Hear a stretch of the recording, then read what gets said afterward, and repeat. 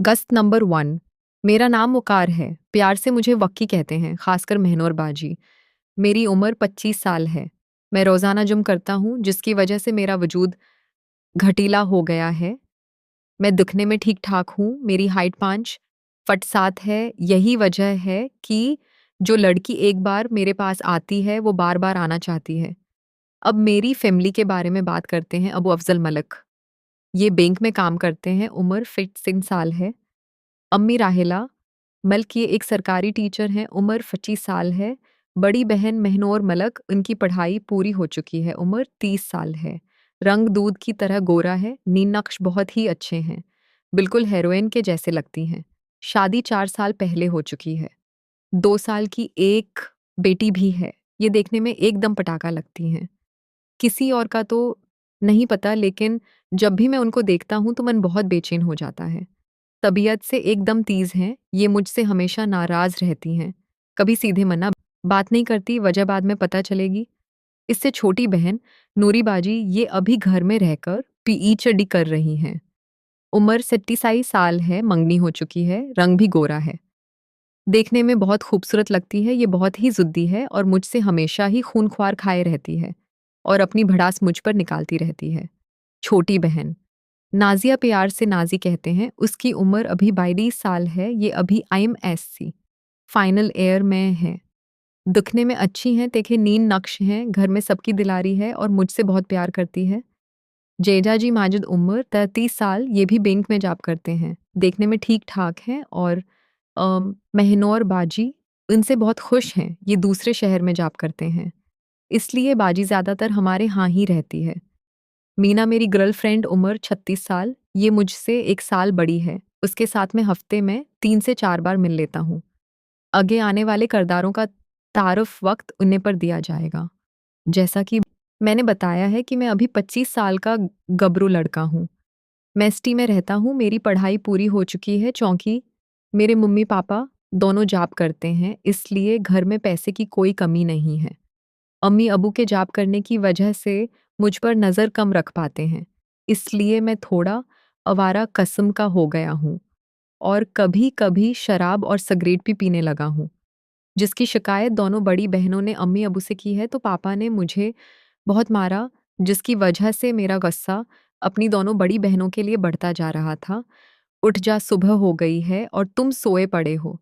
ये आवाज़ मेरी अम्मी की थी, जो मुझे उठा रही थी। मैं सोने दो ना माँ, अभी तो 6 ही बजे हैं, अभी थोड़ी देर और सोने दो।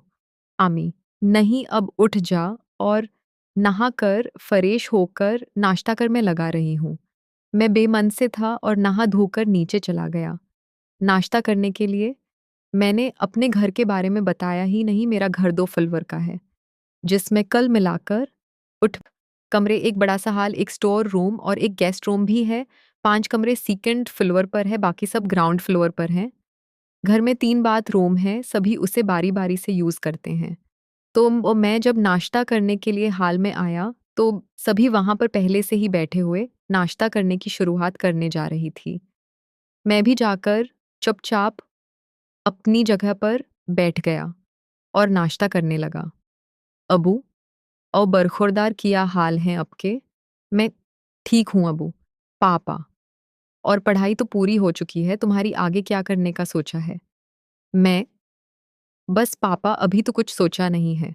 पापा, क्या मतलब अभी नहीं सोचा? कितनी बार बोला है कि पढ़ाई हो गई है, तो कुछ काम-धाम करो कहीं, या तो आगे की तैयारी करो, लेकिन तुमको तो समझ में ही नहीं आता। मैं अबू की इस बात पर चुप ही बैठा रहा। अबू, अब कुछ बोलेगा भी? ये ऐसे ही बैठा रहेगा? तुम्हें अपने फ्यूचर की कोई फ़िक्र है भी या नहीं? इतने में महनौर बाजी, जो कुछ दिन पहले ही अपने ससुराल से आई थी और साथ में नाश्ता कर रही थी, बोल पड़ी। महनौर बाजी, उसे जब अपनी आवारा दोस्तों से फुर्सत मिलेगी, तभी तो ये कुछ अपने फ्यूचर के लिए करेगा ना। बाजी की इस बात को सुनकर मैंने उन्हें गौर कर देखा, तो वो हल्का मुस्करा रही थी। पापा, गुस्से में ये मैं क्या सुन रहा हूँ? मेरे मना करने के बावजूद भी तुम इन आवारा लड़कों के साथ अभी भी घूमते हो। मैं, नहीं पापा, अब ही झूठ बोल रही है। मैं तो उनसे अब मिलता भी नहीं, जो मैंने एकदम साफ झूठ बोला था। अबू, बस बहुत हुआ, अब तुम मुझसे झूठ भी बोलने लगे हो। खबरदार, जो आज के बाद मुझे तुम्हारी कोई शिकायत मिली तो मुझसे बुरा कोई नहीं होगा। अम्मी, ये क्या लगा रखा है ये आप सबने? चुपचाप नाश्ता नहीं कर सकते हो क्या? अबू, तुम अपने बेटे को समझाओ कि यही उम्र है कुछ करने की, कुछ बनने की। एक बार ये उम्र निकल गई तो हाथ कुछ नहीं आएगा। अच्छा, अच्छा, ठीक है, मैं उसे समझाऊँगी। अब चुपचाप सभी नाश्ता करो। फिर सभी नाश्ता करने में झट गए, लेकिन मैं महनूर बाजी को ही घूर रहा था और उनके चेहरे पर मुस्कान थी, वो मुझे देखकर मुस्कुरा रही थी। मैं मन में, हैनस्लो अभी जितनी मर्ज़ी हो, मेरे भी दिन आएँगे, कभी तब मैं गन-गन कर बदला लूँगा।